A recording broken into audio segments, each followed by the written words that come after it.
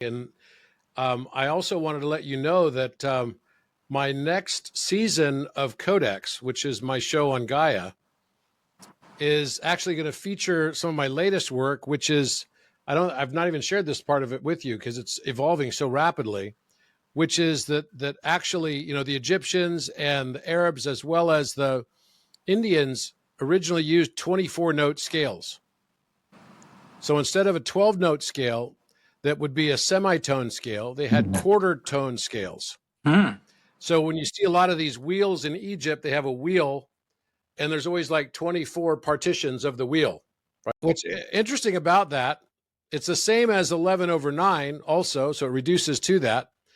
But what's interesting about it is that that was the first hint that I got that maybe 528 is also related to 432 into one scale.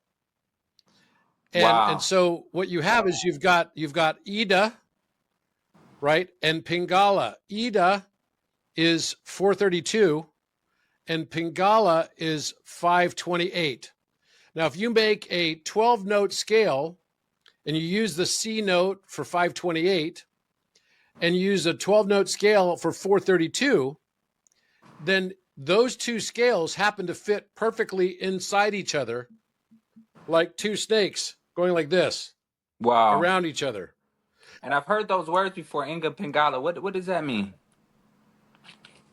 Or what is that related to? You've got the Ida or the Ida, as you probably heard of it. It's related to the Kundalini life force. And then you've got the Shushumna.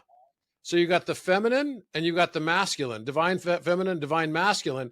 And each of them is a different serpent that goes up the spine, and the spine is the Shushumna. Sounds like the symbol, the Medisu symbol that they have.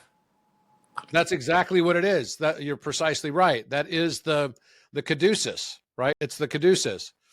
And what's fascinating about this, though, is, and if I can maybe possibly I'll pull it up for you so you can see the depiction of it. With a 24 note scale, medicine. 528. Yeah, music is medicine. Absolutely. 528 is part of the 432 scale that is a 24 note scale.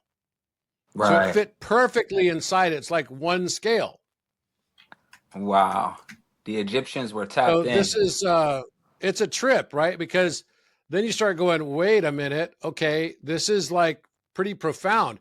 And I actually believe that the Shushumna will actually fit at 444. I think we're already doing it with 432 hertz music. I think we're also doing it with 528.